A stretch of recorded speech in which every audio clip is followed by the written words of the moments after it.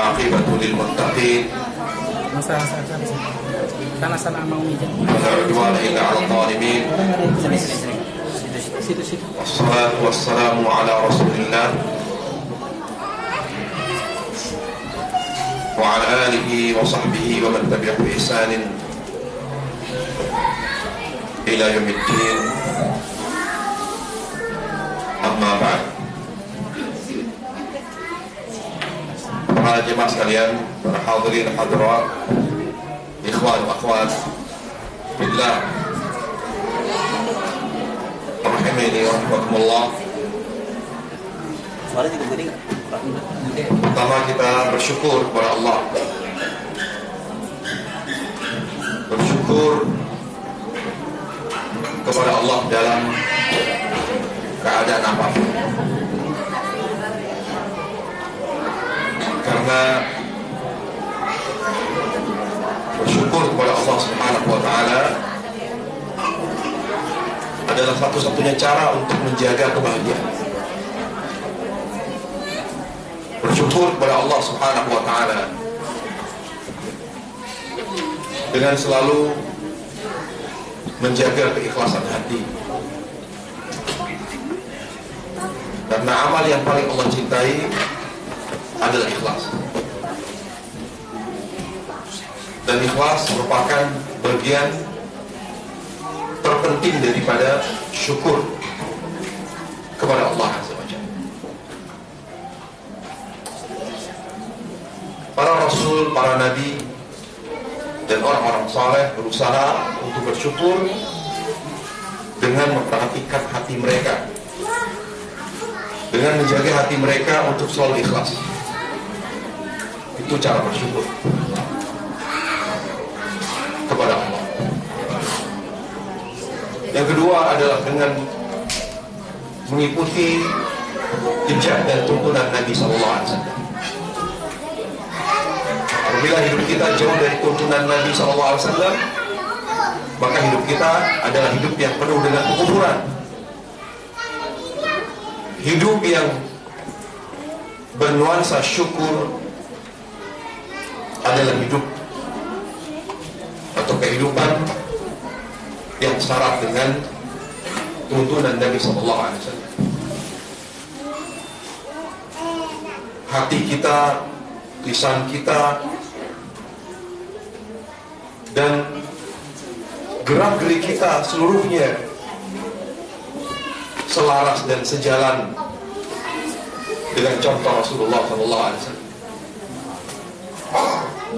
Begitulah cara bersyukur pada Allah Subhanahu wa Ta'ala. Para jemaah sekalian yang dimuliakan Allah Subhanahu wa Ta'ala, pada pertemuan silaturahim, semoga Allah memberkahi pertemuan ini, kita akan mengangkat pembahasan tentang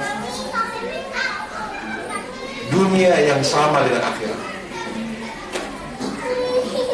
Dunia yang membahagiakan kita sebagaimana akhirat juga akan membahagiakan kita. Para hadirat ikhwani wa akhwati billah rahimani wa rahmatullah.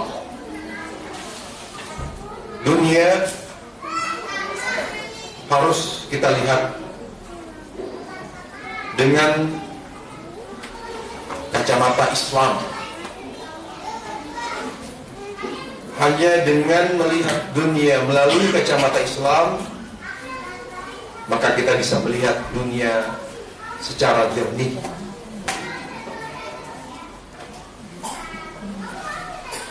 Yaitu apa? Dunia yang tidak memisahkan kita dari akhirat. Dunia yang tidak mengurangi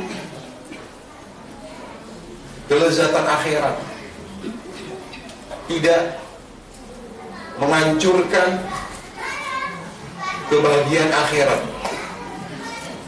Itulah dunia yang harus kita jaga selama kita hidup di dunia. Jadi para Allah Subhanahu wa ta'ala, umur kita ini adalah dunia kita. Sebagaimana berakhirnya umur kita, sama juga dengan berakhirnya alam ini, yaitu kiamat. Oleh karenanya para ulama mengatakan kiamat itu ada dua. Ada kiamat kecil, yaitu kematian. Ada kiamat besar, yaitu hancurnya seluruh alam ini. Kenapa kematian disebut dengan kiamat? Karena kita tidak punya lagi kesempatan untuk menambah kebahagiaan akhirat. Karena dunia dengan semua apa yang Allah berikan dan semua apa yang ada padanya adalah jalan dan jembatan menuju kebahagiaan akhirat. Oleh karenanya kita harus melihat dan menyikapi dunia secara objektif. Dengan apa kita menilai dan menyikapi dunia secara objektif? Dengan iman. Dengan iman. Iman yang sahih. Hal itu dituturkan oleh Nabi atau ditegaskan oleh Rasulullah SAW. Dalam hadis yang sahih Nabi SAW bersabda, "Ajaban li amril mu'min, inna amrahu kullahu khair." Sungguh menakjubkan, sungguh mengherankan seluruh hidup seorang mukmin, seluruh perkara hidup seorang mukmin. Jika dia diberi kenikmatan, maka dia akan bersyukur. Lihat kata Nabi, sungguh mengherankan, sungguh menakjubkan seluruh perkara hidup seorang mukmin. Nabi mengatakan mukmin, bukan manusia. Apabila dia mendapatkan nikmat, maka dia bersyukur. Jika ia mendapatkan kesulitan dan ujian, cobaan, musibah, maka dia bersabar. Walaysa dzalika illal mu'min. Dan tidak mungkin hal itu terjadi kecuali hanya pada orang mukmin. Jadi dunia yang tidak mengurangi kelezatan akhirat dan kematian itu bukan sesuatu yang mengerikan. Bahkan kata ulama, kalau kita selalu mengisi umur kita dan menjalankan roda kehidupan dunia dengan iman, maka kematian, wafat itu awal kebahagiaan akhirat. Bagaimana mungkin kita tidak percaya? Allah Ta'ala dalam ayat yang mulia mengatakan, ya ayyatuhan nafsu, wahai jiwa yang tenang, tenang oleh iman. Jadi orang yang wafat dan selama di dunia dia selalu beriman kepada Allah, Allah menyambut langsung perpisahannya dengan kehidupan dunia. Allah sambut. Nah, ayat itu kata ulama, ketika Allah katakan ya ayyatuhan nafsul mutmainnah irji'i ila rabbiki radiyatan mardiyah dan seterusnya, adalah ayat yang menunjukkan bahwa kematian bagi orang yang beriman adalah awal kebahagiaan akhirat. Makanya di alam kubur Allah siapkan juga nikmat kubur. Berbagai macam nikmat kubur. Kita tidak bisa Ya, mengatakan bahwa kebahagiaan seperti apa? Seorang yang di alam kubur, sedangkan ukuran kuburannya 1 kali 2 meter, kita katakan itu dunia. Alam kubur beda dengan alam dunia. Jadi kita harus bisa membedakan. Jadi dunia itu ada 2. Dunia yang menyatukan kebahagiaan dunia kita dan kebahagiaan akhirat kita. Ada dunia yang memisahkan antara kebahagiaan dunia yang sebatas fisik dengan kebahagiaan akhirat. Ketika Allah Subhanahu wa ta'ala berbicara tentang kebahagiaan, ya, kebahagiaan dunia yang merupakan awal kebahagiaan akhirat, atau yang berlanjut kepada kebahagiaan akhirat, Allah katakan, misalnya Allah katakan, wa may ya'mal minas salihati min dzakarin aw untha wa huwa mu'min falanuhyiyannahu hayatan thayyibah. Barang siapa yang beramal saleh, baik itu laki-laki atau perempuan, dan dia selalu beramal sepanjang hidupnya dengan landasan iman, maka aku akan anugerahkan kepadanya kebahagiaan dunia. Nah, dunia inilah yang tidak memisahkan seorang manusia dengan kebahagiaan akhirat. Bahkan nanti dia akan bertemu kembali dengan saudaranya, orang tuanya, anaknya. Apa yang menyatukan mereka? Yang menyatukan mereka adalah iman dan takwa. Bukan dunia semata, iman dan takwa.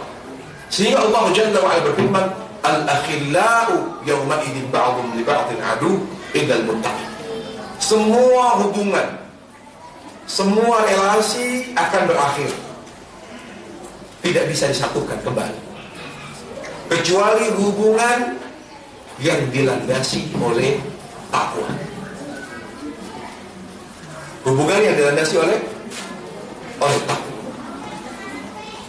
Para jemaah yang dimuliakan Allah Subhanahu wa ta'ala, tentang dunia yang mendukung kebahagiaan akhirat, tentang dunia yang mendukung kebahagiaan akhirat, Allah juga berkata, walau anna ahlal qura amanu wattaqau la fatahna 'alaihim barakatin minas sama'. Jika seandainya penduduk negeri beriman dan bertakwa, kami akan buka pintu keberkahan langit dan pintu keberkahan bumi. Ini surga dunia. Surga dunia, kebahagiaan dunia yang berlanjut kepada kebahagiaan akhirat. Dunia, kebahagiaan dunia yang akan terus berlanjut kepada kebahagiaan akhirat. Allah Subhanahu wa ta'ala juga katakan pada banyak ayat. Demikian pula Nabi sallallahu alaihi wasallam. Jadi ternyata kalau bicara dunia yang tidak memisahkan kita dan akhirat, ternyata bukan sekedar materi, tapi dunia yang dimaksud adalah dunia yang kita nikmati karena beribadah kepada Allah. Makanya Allah tidak melarang kita menjadi orang kaya. Allah tidak mencegah kita untuk menjadi orang sukses. Rasulullah pun demikian. Tidak pernah Islam melarang kita menjadi orang kaya. Makanya dunia yang akan mengantarkan kita kepada surga akhirat adalah dunia yang kita nikmati karena beribadah kepada Allah. Jadi ketika kita bisa menikmati uang kita, menikmati uang misalnya, kalau bila kita menikmati uang kita, karena dengannya kita bisa memenuhi kebutuhan kita, maka dunia itu ya dunia kita itu yang seperti itu akan menjauhkan kita dari Allah dan dari akhirat. Dunia yang akan membahagiakan kita di dunia dan di akhirat adalah dunia yang tidak kita nikmati. Uang, harta, mobil, rumah, kita nggak menikmati kecuali kita bisa beribadah dengannya. Dan itu yang disebut dengan sedekah jariah. Kapan kita bisa menikmati dunia kita untuk beribadah, maka dunia kita itulah yang akan menyatukan kita dengan Allah, yang akan mendekatkan diri kita dengan Allah, yang akan menyatukan kita dengan atau mengembalikan kita ke kampung halaman kita, yaitu surga. Para jemaah Allah Subhanahu wa ta'ala, coba kita bicara dunia. Dunia yang tidak menyatukan kita dengan akhirat, dunia yang tidak mendekatkan diri kita kepada Allah. Coba, Allah tidak pernah. Dunia yang seperti itu, dunia yang justru memisahkan kita dari Allah, dunia yang justru mengurangi kebahagiaan akhirat kita, yang membuat kita justru tidak kembali kampung halaman kita, yaitu surga. Maka dunia yang seperti itu adalah dunia Allah hina. Oleh karenanya ibu dan bapak sekalian, ketika Allah bicara dunia saja, dunia tidak dalam nuansa ibadah, Allah tidak pernah muji dunia. Hadirkan satu ayat, hadirkan satu hadis Allah dan Rasulnya ketika hanya bicara dunia, Allah dan Rasulnya memuji dunia. Sebutkan satu ayat ketika Allah bicara tentang dunia, tentang bagaimana Allah bicara tentang indahnya alam, bagaimana Allah bercerita tentang langit yang indah, bagaimana Allah bercerita tentang tentang gunung, tentang apa saja yang indah di alam dunia ini. Pernahkah Allah Tabaraka wa ta'ala memuji dunia? Pernahkah Rasulullah SAW juga memuji dunia? Justru Allah Rasulnya tidak pernah memuji dunia. Allah tidak pernah membanggakan dunia, tidak pernah membanggakan dunia, karena dia adalah dunia. Bahkan Allah selalu menghina dunia. Para ulama mengatakan, ketika Allah menghina dunia dan tidak pernah membanggakan dunia, berarti kita kalau ingin tahu diri kita beriman atau tidak, iman kita kuat atau lemah, gampang. Ketika kita bangga karena kita punya dunia, berarti iman kita lemah. Kenapa? Karena Allah saja tidak pernah membanggakan dunia. Tapi ketika kita bisa berbahagia karena bisa beribadah, karena bisa berbagi, karena bisa bermanfaat bagi orang lain, bisa melaksanakan sholat, bisa mendekatkan diri pada Allah dengan talabul ilm, menuntut ilmu agama, bisa menyentuh anak yatim, di situ kebahagiaan saya, berarti iman kita ada. Tapi kalau kita bangga, saya punya uang banyak, saya punya segalanya, bangga, berarti iman kita lemah. Kenapa? Karena selera kita tidak sama dengan selera Allah. Padahal Allah yang menciptakan dunia, tapi Allah tidak pernah membanggakan dunia. Kenapa Allah tidak pernah membanggakan dunia? Dengar kata Allah, "Wa mal hayatud dunya illa la'ibu wa lahu." Dunia itu hanyalah permainan. Dunia itu suatu yang melalaikan. Wa tafakhurun bainakum bil amwali wal aulad. Hanya tempat untuk membangga-banggakan diri dengan harta dan anak. wa zinatun wa tafakhur, hanya hiasan. Allah katakan, wa mal hayatud dunya illa mata'ul ghurur. Dunia itu kehidupan yang menipu. Bayangkan Allah yang menciptakan dunia, Allah yang mengatakan dunia itu kehidupan yang menipu. Wa mal hayatud dunya fil akhirati illa qalil. Dunia dibanding akhirat gak ada apa-apanya, kata Allah. Bal tu'thiruna al-hayatad dunya wal akhiratu khairu abqa. Kok kalian lebih berambisi sama dunia? Kalian lebih memprioritaskan dunia, padahal akhirat jauh lebih baik dan lebih abadi. Dengarkan sabda Nabi. Ketika beliau bicara dunia, apa kata beliau? Law kanatid dunya ta'dilu janaha ba'udah ma saqat minha al-kafir syurbatan. Jika seandainya dunia ini beserta isinya senilai dengan satu lembar sayap lalat. Bayangkan Nabi yang mulia alaihissalam membandingkan antara dunia yang kita tempati ini dengan satu lembar sayap lalat.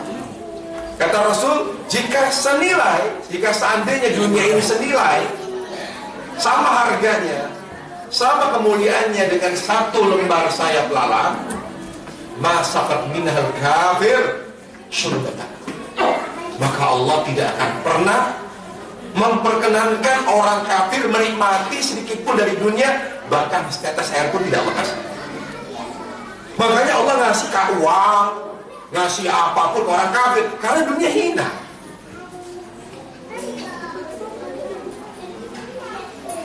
Allah apabila mencintai hambanya, apa yang Allah kasih? Apa yang Allah beri? Ketika Allah mencintai hambanya, hanya satu yang Allah beri. Allah tidak beri harta. Makanya dunia dan harta, dunia beserta isinya ini bukan bukti cinta Allah. Kalau Allah sudah mencintai hambanya, Allah hanya membuktikannya dengan satu, yaitu dengan memberinya hidayah. Karena hanya hidayah yang dapat menyatukan kebahagiaan dunia dan akhirat. Makanya Allah selalu menyuruh kita minta hidayah. Setiap sholat, fardu, sunnah, ihdinas siratal mustaqim.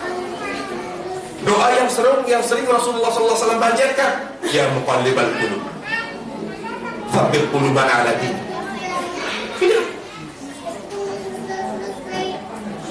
Para jemaah yang dimuliakan Allah Subhanahu wa ta'ala. Mari kita lihat, mari kita perhatikan dunia yang tidak mengurangi jatah akhirat kita. Mari kita cari tahu. Umur kita yang kita masih rasakan sekarang ini, ayo kita manfaatkan untuk mencari tahu dunia seperti apakah ia dapat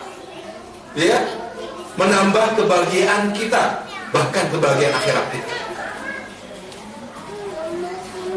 Ternyata pada Allah Subhanahu wa ta'ala, Al-Imam Ibnu Qayyim rahimahullah, beliau mengatakan di sini, ij'alu laddatid dunya musilan ila laddatil akhirah. Jadikanlah kebahagiaan duniamu adalah kebahagiaan yang berlanjut kepada kebahagiaan akhirat. Dan jangan biarkan kebahagiaanmu di dunia mengurangi, bahkan menghancurkan kebahagiaan akhiratmu. Bagaimana caranya kita bisa menjadikan dunia kita adalah surga kita, surga sebelum surga akhirat? Caranya apa? Adalah man kana ladzatuhu fi ma'rifatillah wa mahabbati wa syauqi ila liqa'i wa tawaddud ilayhi bima yuhibbuhu wa yardah, wa ladzatuhu fi iqbali alaih wa uqufi himmatihi alaih. Di mana kita selama di dunia tidak ada yang kita nikmati kecuali kecintaan kepada Allah. Kita mencintai, kita menikmati kekuatan cinta kita kepada anak karena kita mencintai anak karena Allah. Jadi kekuatan cinta kita kepada apapun dan siapapun tidak kita nikmati sehingga kita mencintai mereka semua karena Allah. Kemudian apa lagi? Kemudian dunia kita ini, umur kita ini, ibu dan bapak sekalian, ya, adalah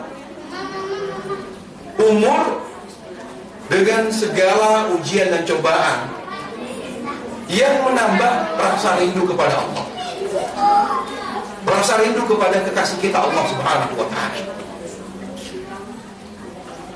Bayangkan para jemaah, coba perhatikan. Allah adalah zat yang paling banyak memberikan kebaikan kepada kita. Semua orang yang baik dan berjasa kepada kita adalah berkat taufik dari Allah Subhanahu wa Ta'ala. Tidak ada yang lebih banyak kebaikannya daripada Allah. Kalau Allah lah yang paling baik kebaikannya daripada siapapun, seharusnya kita lebih mencintai Allah daripada siapapun. Yang kedua, siapa sih yang menciptakan kita? Siapa sih yang memberikan anak kepada kita? Siapa sih yang memberikan rezeki kepada kita? Siapa sih yang memberikan segala kepada kita? Allah. Ternyata Allah Maha Baik. Kenapa Allah Maha Baik? Supaya kita semakin penasaran, rindu. Satu. Yang kedua, yang ketiga, waktu pertemuan kita tidak Allah beritahu, yaitu ajal. Kenapa Allah tidak memberitahu ajal manusia? Sampai Allah katakan, wa ma tadri nafsun bi ayyi ardin tamut. Tidak ada seorang pun yang mengetahui ajal. Kenapa? Kenapa ajal itu Allah rahasiakan? Bahkan malaikat maut pun tidak tahu ajal manusia. Supaya timbul penasaran dan rasa rindu kepada Allah. Makanya ajal tidak mengenal umur. Bisa tua, bisa muda. Kenapa tidak mengenal umur? Seorang mukmin, selama dia mukmin, kalau dia diwafatkan Allah dalam keadaan muda, dalam keadaan masih muda, artinya Allah ingin ketemu dia. Makanya coba perhatikan, umur umat terdahulu panjang-panjang. Perhatikan saja dakwah Rasul Nuh alaihissalam, masa dakwanya 990 tahun. Kalau kita nggak ketemu Allah 1000 tahun, lelah kita. Ini dakwah Nabi Nuh 990 tahun. Tapi kenapa umur umat Nabi diperpendek? Kenapa dipersingkat oleh Allah? Supaya kita cepat ketemu Allah. Makanya walaupun kita umat akhir zaman, umat Nabi terakhir, dan umur kita rata-rata singkat, tidak seperti umat terdahulu 1000 tahun, 2000 tahun, 3000 tahun. Mereka lelah karena waktu pertemuan mereka, rasa rindu mereka itu semakin menyiksa mereka karena lama mereka ketemu Allah. Coba begitu sayangnya Allah kepada kita, begitu rindunya Allah kepada kita umat Nabi alaihissalam, sampai Allah katakan, jatah umur umatmu ya Muhammad 60-70, supaya mereka jangan lama-lama di dunia, supaya cepat ketemu aku. Bayangkan kata Nabi, amal ummati baina siti wal sab'in. Umur umatku rata-rata 60-70, gak lebih dari itu. Kenapa? Supaya cepat ketemu Allah, supaya rasa hidup kita cepat terobati, gak lama-lama. Kalau sudah ketemu Allah, rasanya oleh seorang penyair berkata, nakil fu'adak haitsu syi'ta minal hawa mal hubbu illa lil habibi awwali kamanzilin ya'luful fata wa haninu abada di awal manzil. Silakan kamu selama kamu merantau di dunia, silakan kamu mencintai siapapun dan apapun. Namun jangan lupa, jangan kamu lupakan kekasihmu yang pertama, yaitu Allah. Silakan kamu mulai belajar untuk memiliki hati yang nyaman dengan tempat tinggalmu di tanah perantauan. Tapi jangan lupa kampung halamanmu. Kampung halaman kita semua ada surga, karena bapak kita Adam dan ibu kita Hawa, kampung halamannya adalah surga. Rajab Allah Subhanahu wa ta'ala. Kenapa harus terjadi kiamat? Kenapa? Karena dunia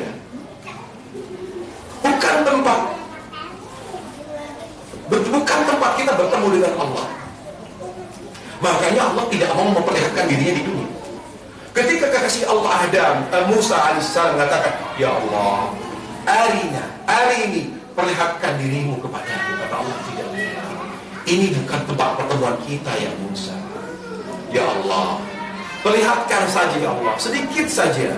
Kalau engkau perlihatkan dirimu kepadaku, aku akan semakin yakin dan beriman kepadamu. Ya Musa, bukannya aku tidak mau memperlihatkan diriku kepadamu, tapi ini bukan tempat pertemuan kita. Tempat pertemuan kita nanti di surga. Ya Allah, perlihatkan saja. Baik, kata Allah, unzur ilal jabal fa in istaqarra makana fa sawfa tarani. Baik ya Musa, kalau kamu tidak percaya, bukan di sini tempat kita ketemu. Kita nggak ketemu di dunia. Kalau kamu maksa, baik, kamu perhatikan gunung ya, aku akan memperlihatkan diriku. Kalau gunung tidak bergoncang, kamu lihat, berarti kamu bisa lihat saya. Bumi tidak mampu, Bapak Ibu. Karena begitu mulianya Allah, dunia hina, sehingga bisa nyambung. Makanya ketika Allah ingin memperlihatkan wujud aslinya, gunung bergoncang sampai menghempaskan Musa, dilempar, terlontar, Musa pingsan. Ketika beliau sadar, qala inni awal muslimin. Ya Allah, saya sadar. Ya Allah, saya yang pertama kali beriman kepada Allah Subhanahu wa ta'ala. Mari kita perhatikan dunia yang tidak mengurangi kebahagiaan akhirat. Sekarang perhatikan, siapa yang menciptakan kita? Siapakah yang menciptakan kita? Yaitu Allah. Allah. Siapa Allah? Ar-Rahman. Makanya nama utama Allah dua, Allah dan Ar-Rahman. Makanya Allah katakan, qul ud'ullah aw ud'ur Rahman. Panggillah Allah atau panggillah Rahman. Kenapa? Para ulama mengatakan, mengapa salah satu nama utama Allah Ar-Rahman, Sang Maha Pengasih. Apa artinya Allah itu Ar-Rahman? Artinya Allah selalu ingin memberikan yang terbaik kepada kita di dunia dan juga di akhirat. Dan itu Allah tegaskan dalam ayat yang lain. Allah katakan, ala ya'lamu man khalaq wa huwa al-latiful khabir. Tidakkah manusia memperhatikan siapakah yang telah menciptakannya, yaitu yang maha lembut lagi maha mengetahui apa yang terbaik bagi manusia. Ayat yang menciptakan kita Allah, yang maha pengasih, yang maha penyayang, yang tidak pernah berubah. Yang berubah itu hanya kita. Kadang senang, kadang benci, kadang tulus, kadang ada maksud. Tapi Allah tidak pernah berubah. Allah dari dulu Ar-Rahman. Kalau Allah sayang, suatu ketika Rasul terkadang perlu membuktikan. Kadang-kadang orang lupa bahwa Allah itu selalu sayang sama kita, melebihi kasih sayang kita pada siapapun yang sayang sama kita. Rasul ingin menegaskan. Suatu ketika Rasulullah SAW berkata kepada para sahabat, wahai para sahabat, coba kalian perhatikan, itu seorang ibu sedang apa itu? Ternyata ibu itu kehilangan anak. Ada anaknya masih kecil.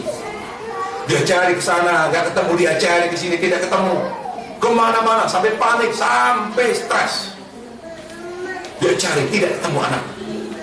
Dan Nabi SAW sengaja tidak membantu, karena ingin menjelaskan.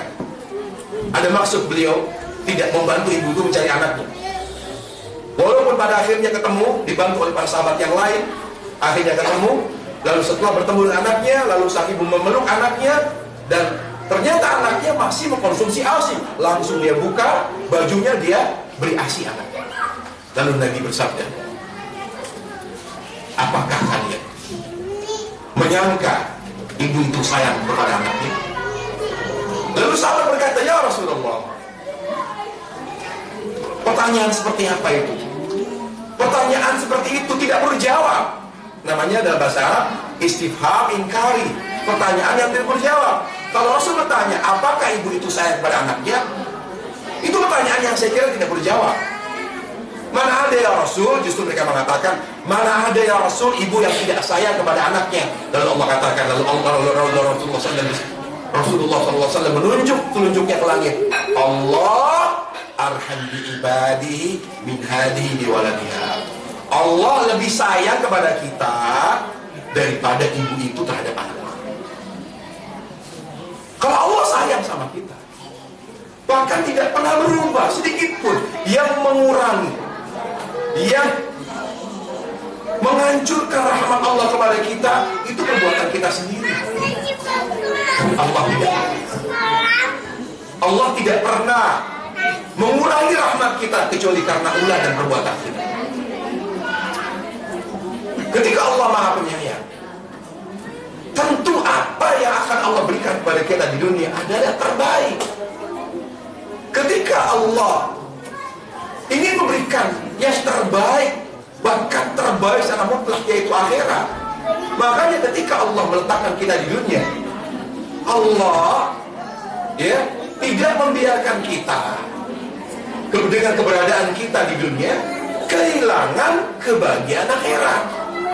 Karena dunia sementara, dunia fana, akhirat abadi.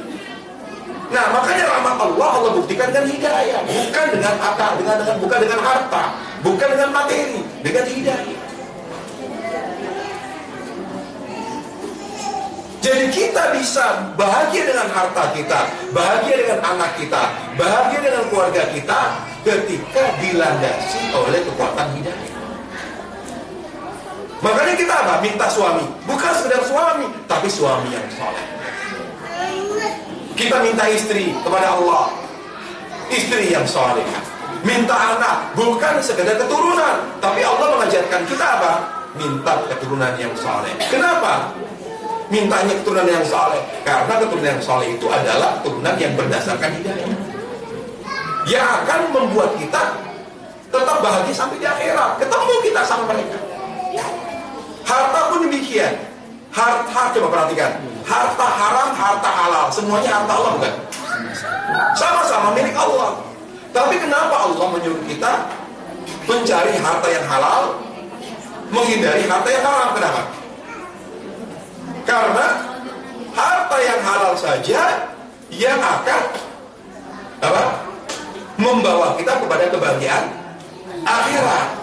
Kalau kita punya uang banyak, tapi dari uang yang dari hasil yang haram, kira-kira uang kita yang banyak itu mengurangi bagian akhirat tidak?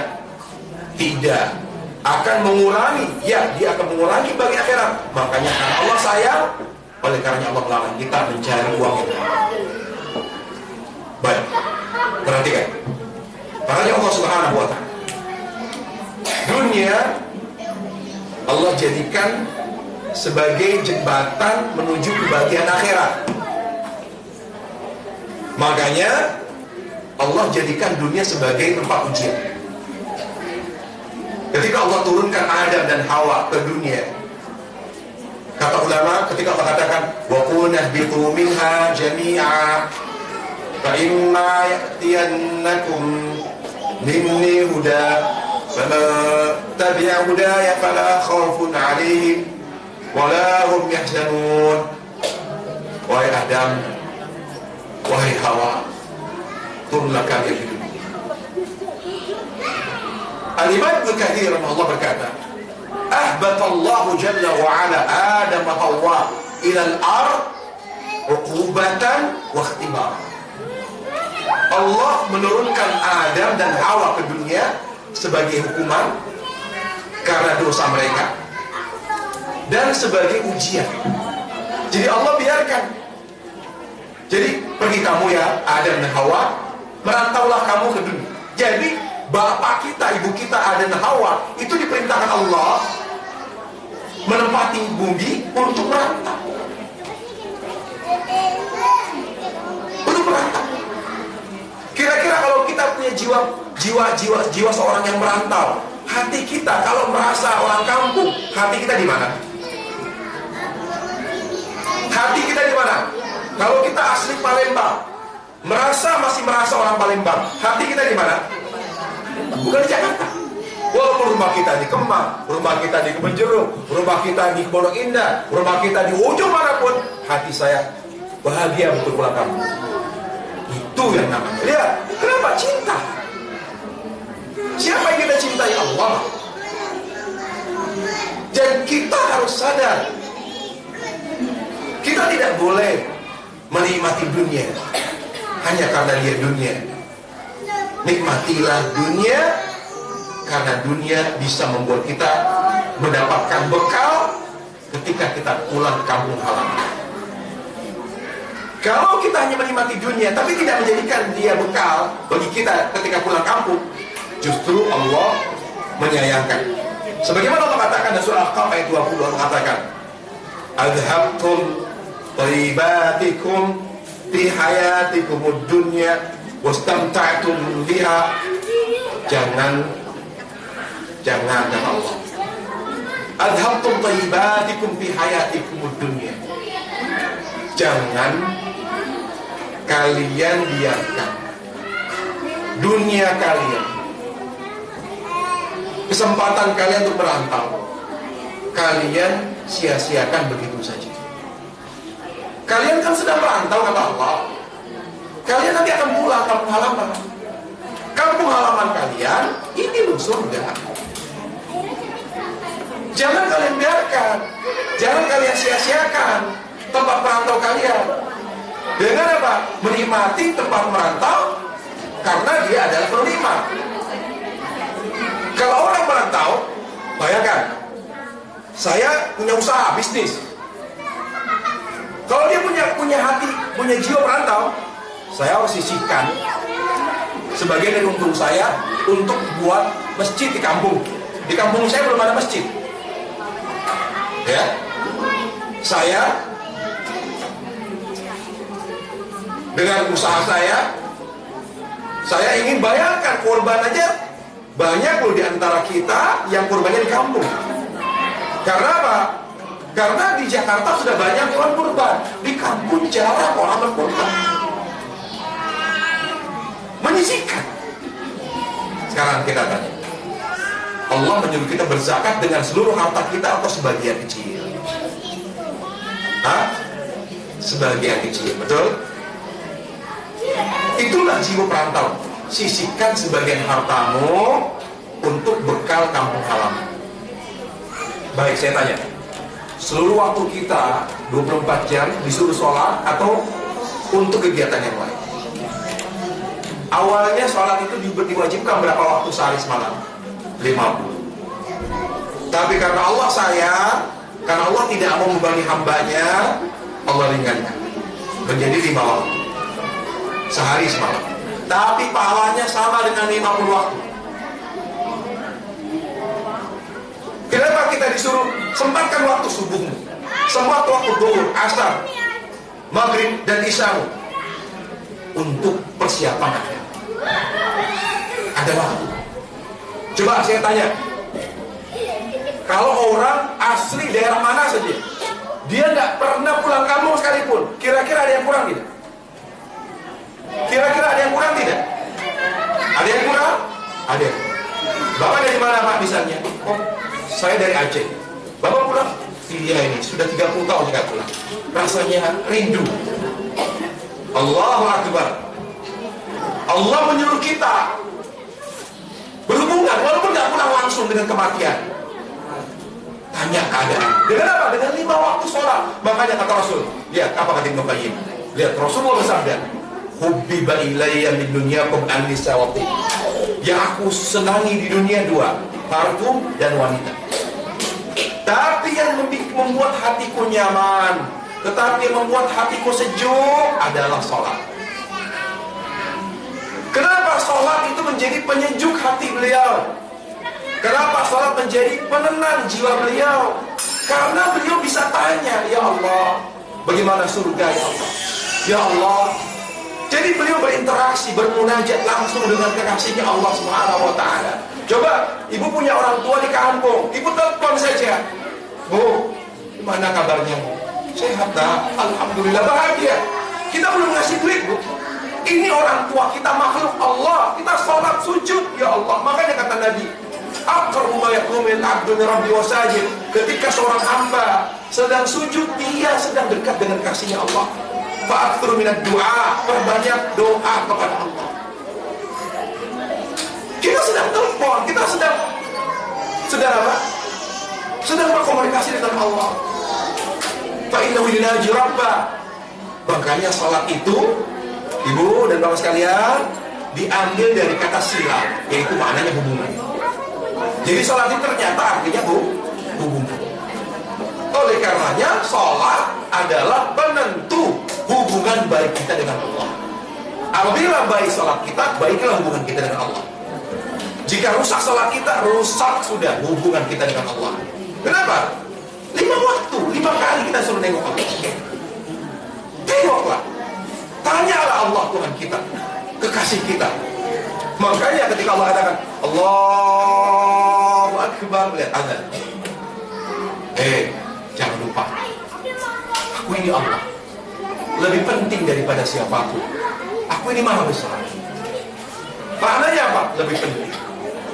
Aku ini Allah. Makanya Allah pertama dapat azan, Allahu Akbar. Siapa Allah? Ya Allah.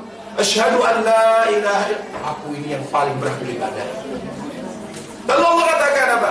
Hayya 'alas shalah, ayo dong salat. Hayya 'alal falah. Kamu salat, kamu beruntung. Diakhiri agar Allahu Akbar, Allah la ilaha.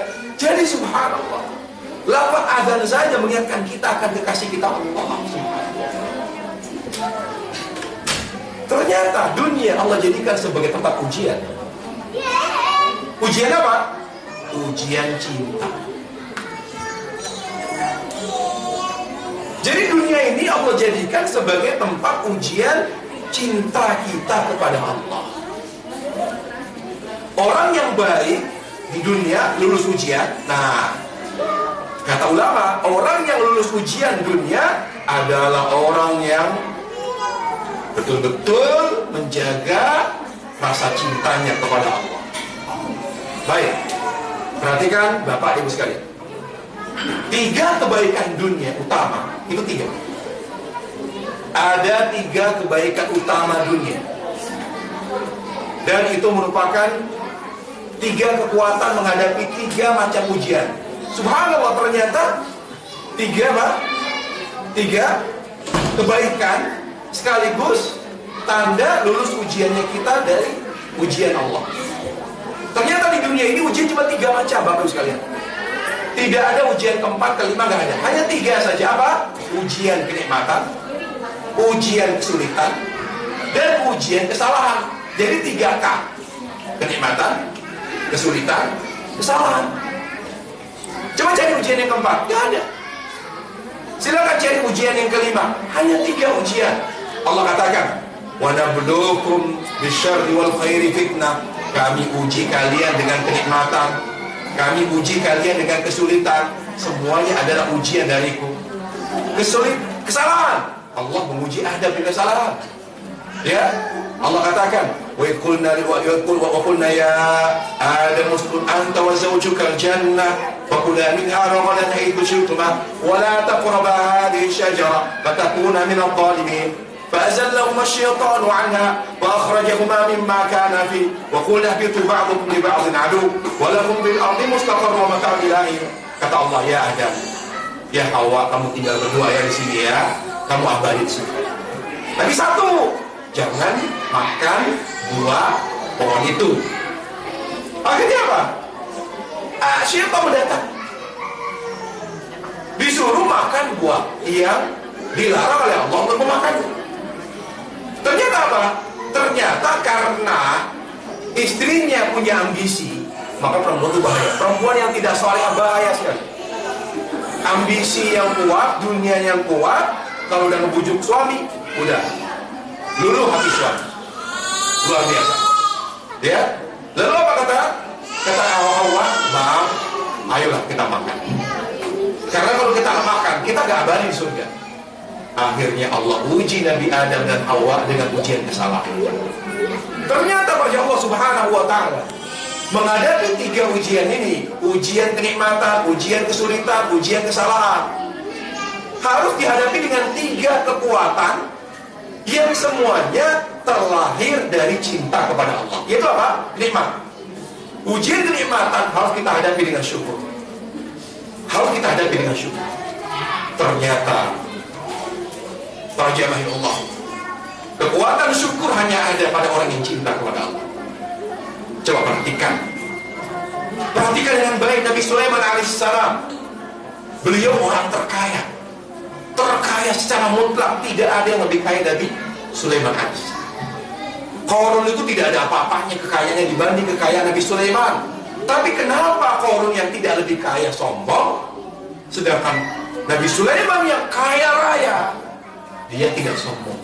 Karena Nabi Sulaiman cinta Allah, Qarun tidak cinta Allah.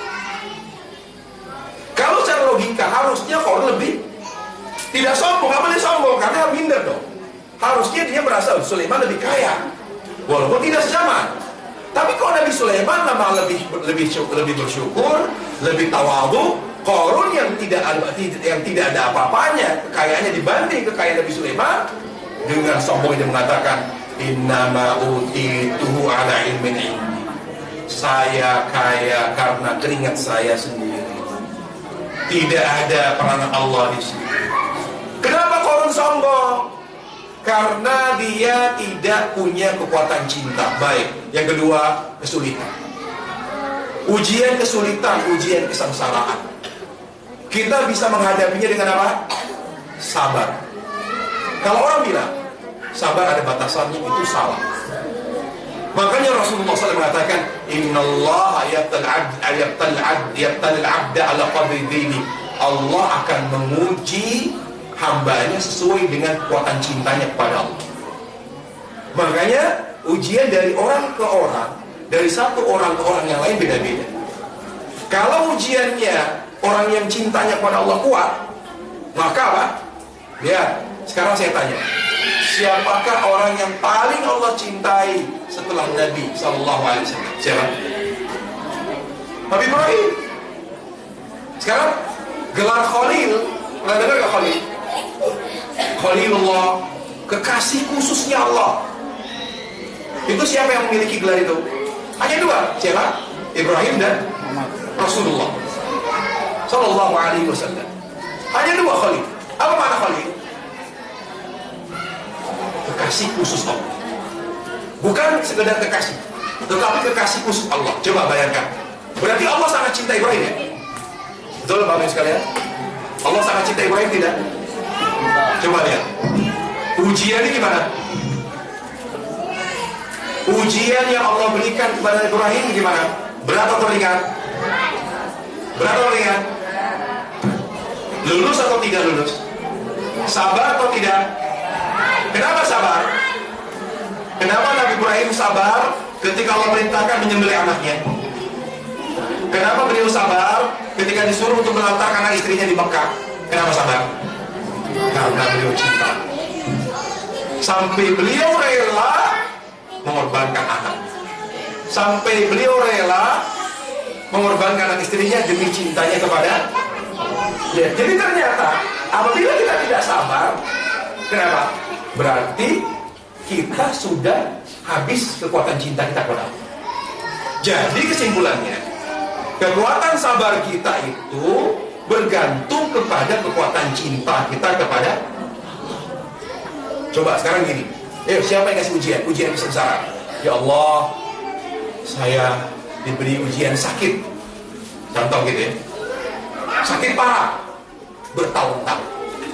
Sekarang kita lihat, jangan kunci sabar apa? Bagaimana caranya? Arahkan selalu hatimu kepada Allah. Iqbalu Allah. Aqbil qalbaka ilallah. Kunci kesabaran, arahkan selalu hatimu kepada Allah. Kita sakit, arahkan hati kepada Allah. Oh iya, yang sedang menguji saya Allah yang Maha Penyayang.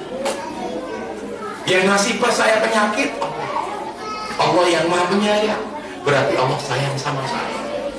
Allah menghapus dosa saya melalui penyakit ini.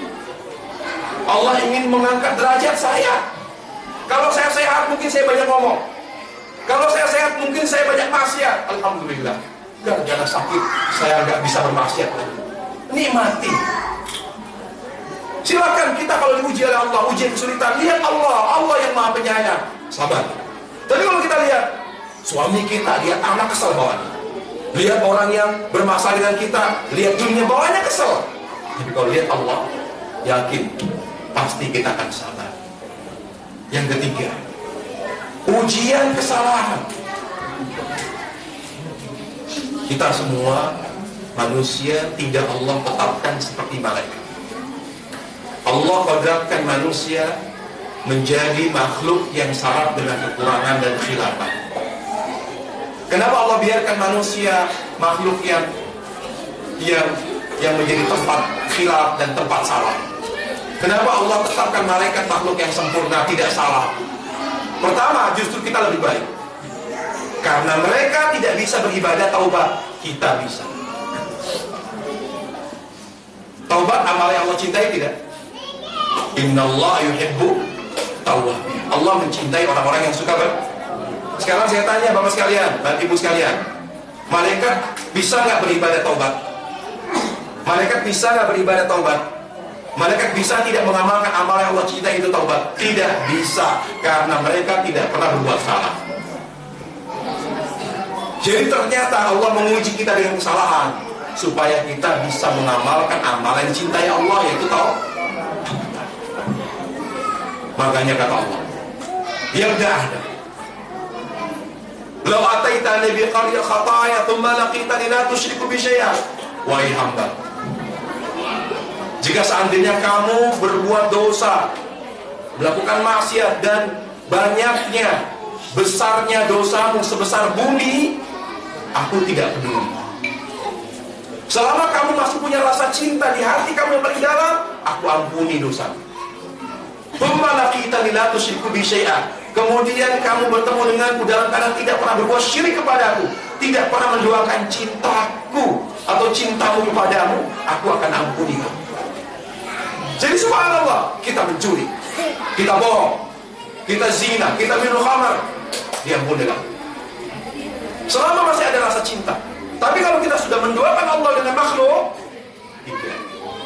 Sama kata ulama, contoh, seorang suami masih memaafkan istrinya yang salah, dikasih duit 10 juta, baru 2 minggu sudah habis. Kenapa? Kemana mah uang itu mah? Ya buat beli emas, buat beli tas, buat beli ini. Kesal suami, tapi nggak apa-apa. Karena apa? Kesalahannya hanya boros dalam penggunaan uang. Kemudian lagi, suami setiap pulang nggak pernah ada di rumah. Kemana kamu? Arisan. Kemana kamu? Ke mall. Maaf, pasti maafkan. Tapi ketika suami pulang, dan ini kesalahan terakhir, ternyata istrinya sedang selingkuh, berduaan dengan laki-laki, kira-kira suaminya maafkan tidak? Kenapa tidak maafkan? Karena istrinya sudah menduakan cintanya dengan apa? Dengan selain suaminya. Kenapa Allah tidak mengampuni dosa syirik?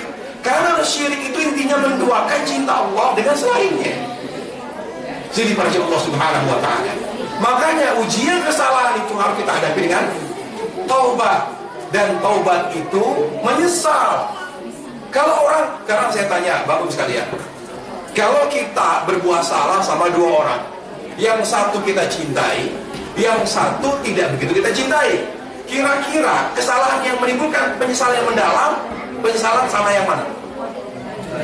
Sekarang saya tanya, ibu berbuat salah sama ibu kandung ibu, ya, juga berbuat salah sama tetangga yang tidak begitu kenal, biasa-biasa saja.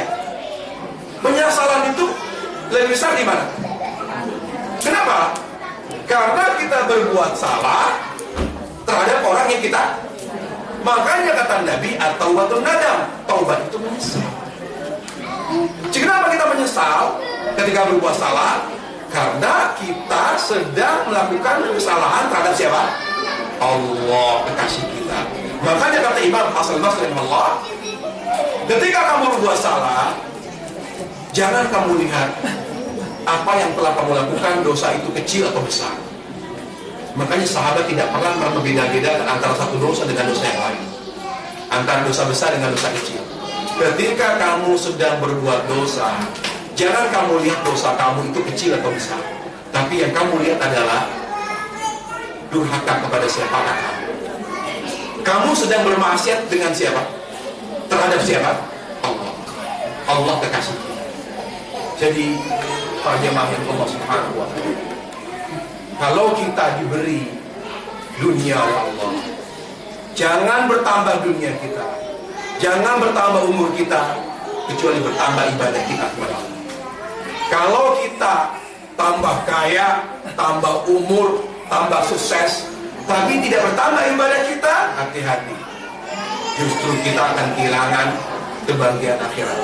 Makanya Allah katakan, Allah Subhanahu wa ta'ala berfirman dalam surat Al-A'raf ayat 32, Qul man harrama zinatallahi allati akhraja ibadihi wa tayyibati minar rizq qul hiya lilladzina amanu fil hayatid dunya khalisatan yaumal qiyamah. Katakan, siapa yang berani mengharamkan segala perhiasan di dunia yang telah Allah berikan kepada hambanya, dan semua yang baik daripada rezeki-rezeki, semua itu untuk orang yang beriman. Jadi Allah itu menciptakan dunia untuk orang beriman. Kenapa? Karena hanya orang yang beriman yang bisa manfaatkan dunia untuk beribadah. Allah bilang apa? Khalisatan yaumil qiyamah, secara khusus di hari kiamat. Maka kebahagiaan itu hanya aku berikan kepada siapa? Kepada orang yang beriman. Jadi ternyata subhanallah, kebahagiaan akhirat dengan dunia itu sama. Dunia akhirat apa kebahagiaan yang sama? Yaitu ketentraman jiwa. Itulah surga dunia dan itulah surga akhirat. Jadi kalau kita belum tenang jiwa kita oleh ibadah dan zikir kepada Allah, makanya Allah katakan apa? Ala bi dzikrillah tatmainnul qulub. Hanya dengan zikir hati ini tenang. Hanya dengan zikir, beribadah, bertauhid kepada Allah, hati ini tenang. Jadi kalau kita belum tenang jiwa kita oleh zikir, oleh ibadah kepada Allah, maka kita akan kehilangan surga akhirat. Ya. Terakhir, Ibnu Qayyim berkata, barang siapa yang menginginkan kebahagiaan yang abadi dan kehidupan yang indah, baik itu di dunia maupun di akhirat, maka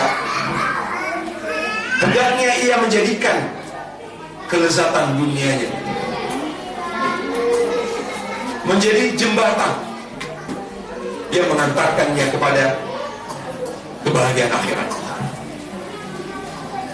yaitu dengan cara mengosongkan hatinya hanya untuk Allah, yaitu dengan mengosongkan hatinya hanya untuk Allah dan ikhlas kepadanya dan hanya untuk beribadah kepadanya,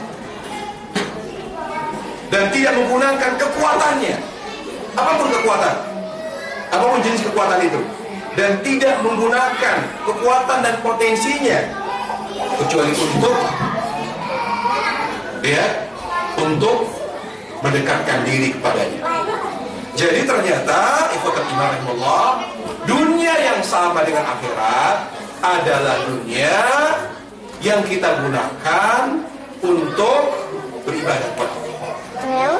Dunia yang selama kita di dunia, hati kita selalu kosong hanya untuk Allah, hanya terisi oleh Allah, oleh cinta kepada Allah, oleh ikhlas kepada Allah, oleh ibadah hanya dan tawakal hanya kepada Allah, dan tidak menggunakan kekuatan dan potensi apapun di dunia yang kita miliki kecuali hanya untuk beribadah, untuk mendekatkan diri kepada Allah Subhanahu wa ta'ala. Dan akhirnya bagi Allah Subhanahu wa ta'ala ada 4 penghancur cinta kita kepada Allah, 4 penghancur kebahagiaan, penghancur cinta kita kepada Allah. Pertama, sombong.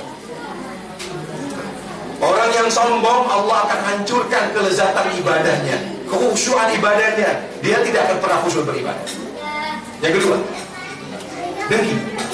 Orang yang hatinya penuh dengki, gak suka dengan kenikmatan yang ada pada orang lain, tidak ridha dengan ketentuan Allah, tidak ridha dengan ketetapan Allah, selama itu dia tidak akan pernah merasakan lezatnya ibadah.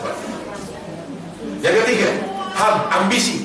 Terlalu cinta kepada dunia, ambisi sama dunia terlalu berlebihan, tapi akhirat melempem. Selama dia punya ambisi, lihat ibu kita Hawa saja Allah keluarkan dari surga karena ambisi. Kalau ibu kita seperti itu, harusnya ibu kita menjadi contoh, menjadi pelajaran bagi kita. Jangan terlalu berambisi sama dunia, berambisi dan terlalu akhirat. Yang keempat, bangga diri. Jadi 4 penghancur cinta, penghancur kelezatan ibadah kepada Allah: sombong, dengki, cinta dunia, ambisi terhadap dunia yang berlebihan. Yang keempat adalah bangga. Semoga apa yang saya sampaikan bermanfaat. Wassalamualaikum warahmatullahi wabarakatuh.